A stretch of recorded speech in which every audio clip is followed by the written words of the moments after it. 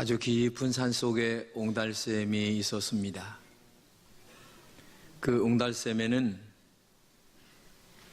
인기를 끌지 못하는 쪽박 하나가 있었어요. 그 쪽박이 좋은 쪽박이었다면 아마 벌써 누가 집어갔을 텐데 별로 인기도 없고 가치도 없는 쪽박이었기 때문에 그 옹달샘에 항상 있었어요. 그리고 오고 가는 많은 사람들에게 시원한 물을 퍼먹게 하는 그런 쪽박이었습니다. 만약에 쪽박이 가치 있는 쪽박이었다면 벌써 사라졌겠죠.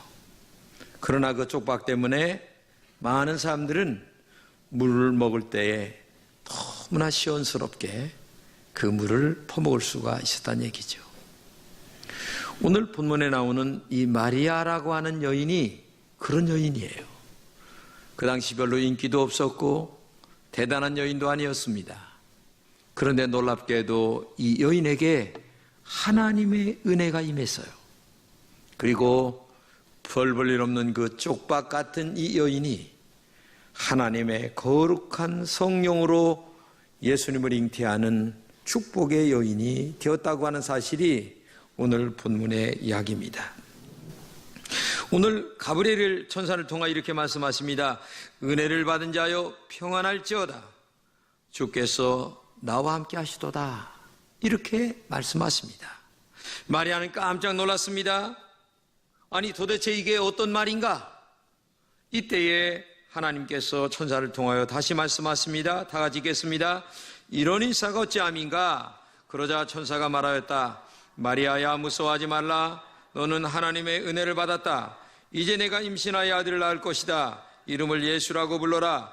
그는 위대한 인물이 될 것이며 가장 높으신 하나님의 아들이라고 불릴 것이다.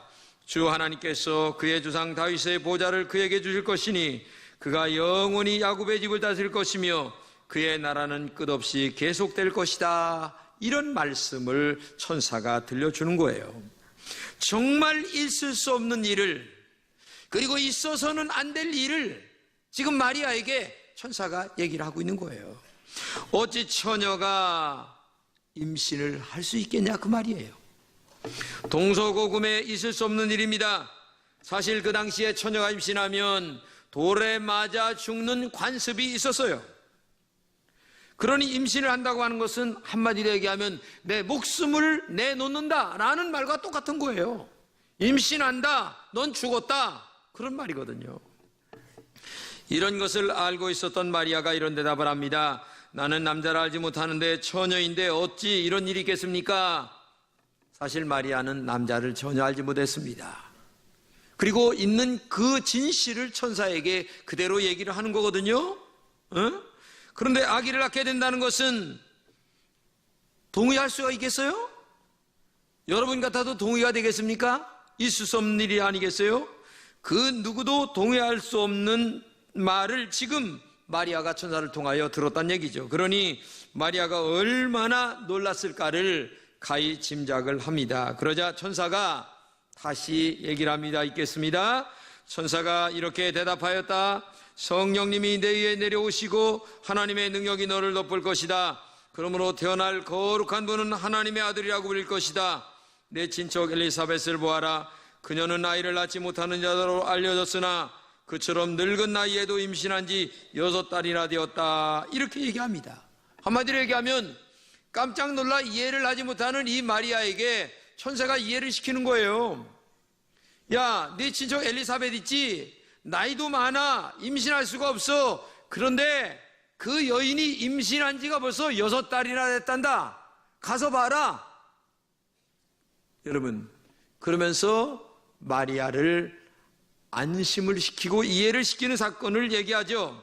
그래서 엘리사벳이 6달이나 됐다는 말에 깜짝 놀랐어요. 그러면서 이 천사가 아주 유명한 말 한마디를 하는데 뭐라고 하느냐면은 하나님에게는 안 되는 일이 아무것도 없다.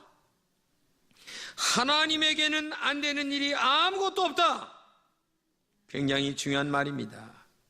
그렇습니다. 우리가 믿는 하나님은 전능하십니다. 살아계십니다. 지금도 살아계신 그 하나님이 우리가 믿는 하나님이신 줄로 믿습니다. 그렇기 때문에 그 하나님은 안 되는 일은 전혀 없다는 사실을 알아야 돼요.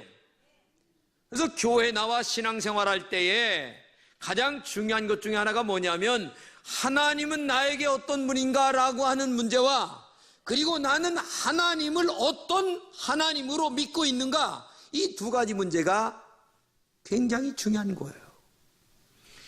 교회를 아무리 오래 다녔어도 하나님이 나에게 전능하시다, 살아계시다, 그분은 능치 못할 일이 없다, 그분에게 아무것도 안 되는 일이 없다라고 하는 사실을 믿는 믿음이 아니면 아무리 오래 다녔어도 그 신앙은 잘못된 신앙이에요. 그 하나님이 나의 하나님이 되고 나는 하나님의 자녀가 되어서 나는 그 하나님을 정말 살아계신 하나님으로 믿는다라고 하는 그 신앙을 갖고 있는 걸 갖다가 뭐라냐면 믿음을 가졌다, 큰 믿음을 가졌다, 이렇게 얘기하는 거예요. 그런데 오랫동안 다녔어도 하나님에 대하여 막연하게 하나님은 살아계시되 다른 사람에게 들었던 이야기처럼 내 신앙이 되어져 있다면 그 신앙은 정말 잘못된 신앙이죠. 여러분의 신앙은 어떤 신앙인가 한번 내면에 살펴보시기 바랍니다. 오늘 교회 처음 나오신 분들이야 이제 신앙생활하는 신앙이니까 믿음이 자라는 단계이니까 잘 모르겠지요. 그러나 신앙을 얼마 정도 했습니다. 그리고 영적인 경험도 있습니다. 그런데 놀랍게도 어떤 일을 결정할 때쯤 되게 되면 늘 상황을 먼저 살핍니다. 형편을 살핍니다. 그리고 내 처지를 이야기합니다. 그러면서 항상 하나님께 살아계신 하나님으로 대접해 드리는 게 아니고 내가 주인 되어 내가 결정하고 내가 계산하고 내가 주판을 튕기면서 신앙생활을 하는 사람들이 너무나 많이 있어요. 이거는 정말 잘못된 신앙이에요. 하나님은 그런 분에게 언제나 살아계신 하나님으로 역사하지 않습니다. 네 믿음대로 될지어다라고 하는 말이 있잖아요. 그 말은 뭐냐? 너의 믿음만큼 하나님이 너에게 보인다는 얘기예요. 너의 믿음만큼 하나님이 너에게 역사하신다는 얘기입니다. 그렇기 때문에 우리는 작은 믿음을 큰 믿음으로, 그리고 없는 믿음을 있는 믿음으로, 그리고 하나님의 전능하심과 살아계심을 믿는 믿음으로 우리의 신앙을 고백하고 그렇게 살아나갈 때에 하나님의 살아계신 역사가 여러분에게 역사하실 줄로 믿습니다. 마치 어린아이가 저 높은 곳에 있는데 엄마가 가서 야 뛰어내려, 얼른 내 엄마 받아줄게, 이렇게 얘기하면 이 어린아이는 겁도 없이 그냥 뛰어내리잖아요. 왜? 엄마가 당연히 받아줄 줄로 알고, 그러면 엄마는 당연히 또 받아줍니다. 어머니가 다칠지언정 아이는 다치지 않아요. 이게 어린이의 믿음 아니겠습니까? 근데 오늘 우리는 이 믿음이 없는 거예요.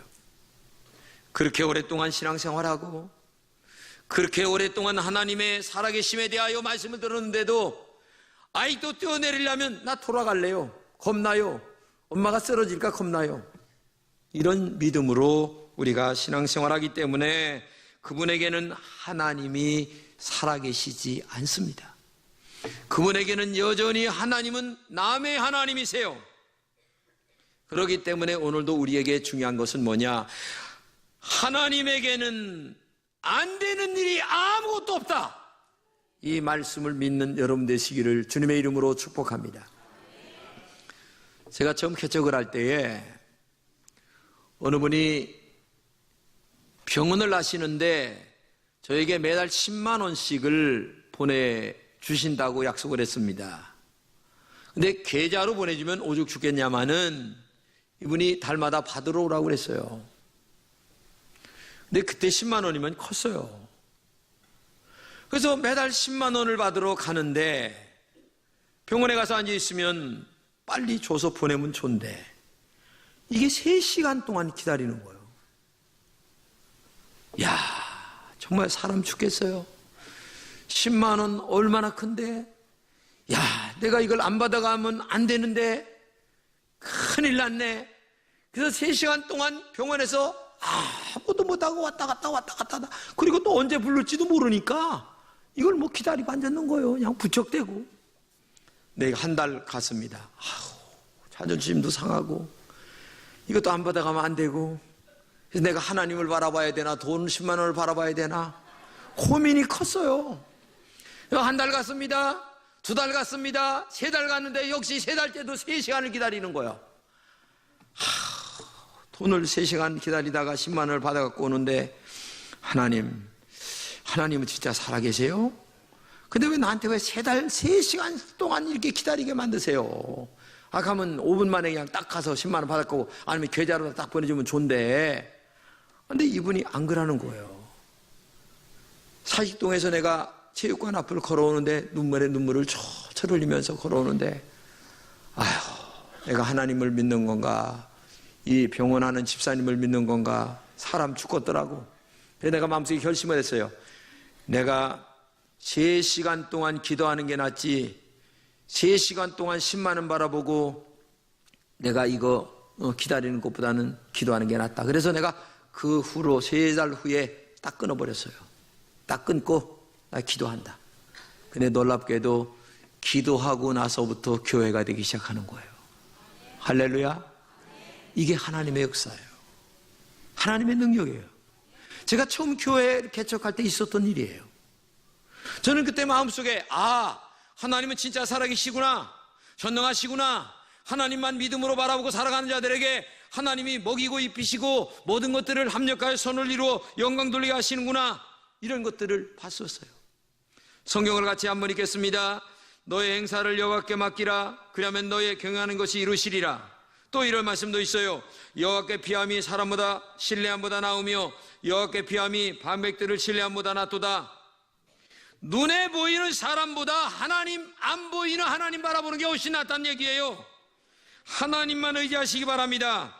그것이 정말 지혜 중에 지혜요, 능력 중에 능력이에요. 근데 내가 믿음으로 결단하고 하나님 앞에 믿음으로 나아갈 때에 하나님은 그 믿음을 통하여 우리에게 하나님의 살아계심을 보여주세요.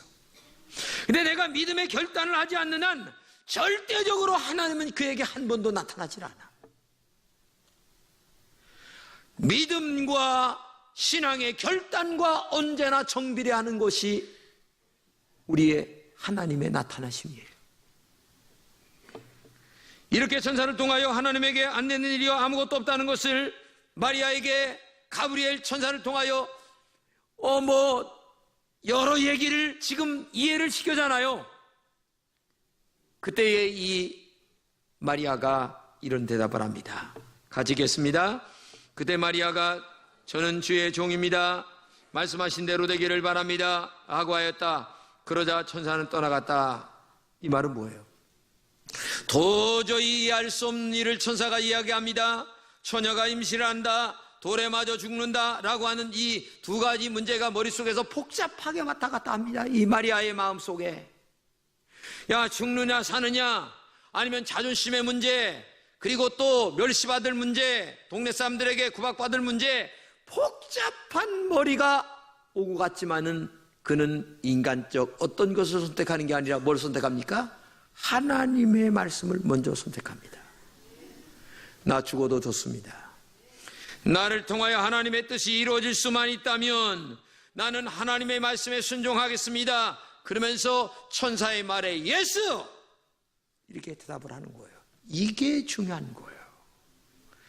이 마리아의 이 사건이 오늘 누구의 사건입니까? 여러분과 저의 사건입니다. 만약에 오늘도 하나님의 말씀에 너 도저히 안 될 것을 지금 요구한다는 얘기예요. 그러면 우리 머리는 복잡해집니다. 에? 이게 지금 하나님 말씀은 이렇게 하라는데 내 상황과 형편과 믿음의 수준은 안 돼. 그러면 이 머리에서 계산을 얼마나 하고 있는지 여러분 가히 짐작하죠? 주판화를 엄청 튕깁니다. 그러나 진정한 믿음의 역사, 그리고 하나님의 살아계심을 경험하기를 정말 원하는 사람은 이 본문의 마리아처럼 어떤 것보다도 하나님의 말씀에 우선순위를 둬야 된다는 거예요. 그래서 오늘 본문의 마리아가 나는 주님의 종입니다. 말씀하신 대로 되기를 원합니다. 라고 하면서 내가 돌에 맞아 죽는 한이 있다 할지라도 나는 하나님 말씀대로 살다가 죽겠다. 이 믿음이 마리아의 믿음인 줄로 믿습니다. 결국 이 말씀대로 받아들였을 때에 놀라운 기적 같은 역사가 임하게 되는데 그게 뭡니까? 바로 역사의 위대한 동정녀 마리아라고 하는 위대한 여인으로 탄생이 된다는 겁니다. 한마디로 얘기하면 이 마리아를 통하여 하나님의 거룩한 역사는 이루어졌고, 그리고 하나님은 이 여인을 역사의 위대한 인물로 남게 만들었다고 하는 이야기입니다. 오늘도 마리아처럼 위대한 여인들이 되고 싶은 마음들이 있을 겁니다. 아, 그래, 나도 하나님의 살아계심을 경험하고 싶어. 아, 그래, 나도 하나님께 영광 돌리고 싶어. 하나님 앞에 축복도 받고 잘 되기를 원해. 그런 마음 없는 사람이 누가 있겠어요? 똑같아요, 이 마음은. 그런데 한 가지 다른 게 있어요. 하나님 말씀에 순종은 안 한다는 거야. 그러면서도 복은 받고 싶고. 이게 차이가 있는 거예요. 나는 여러분들이 정말 하나님은 나에게 어떤 분이신가? 정말 하나님은 나에게 살아계신 하나님이신가? 그 하나님과 나와의 관계 속에서 그 선능하신 하나님이 나의 아버지이신가? 이 관계 정립이 확실하게 여러분들에게 정리되시기를 주님의 이름으로 축복합니다.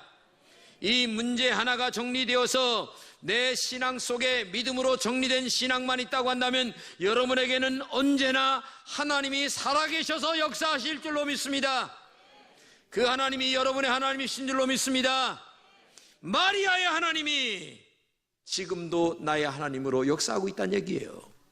그렇기 때문에 오늘도 여러분의 믿음을 키워가시기를 주님의 이름으로 축복합니다.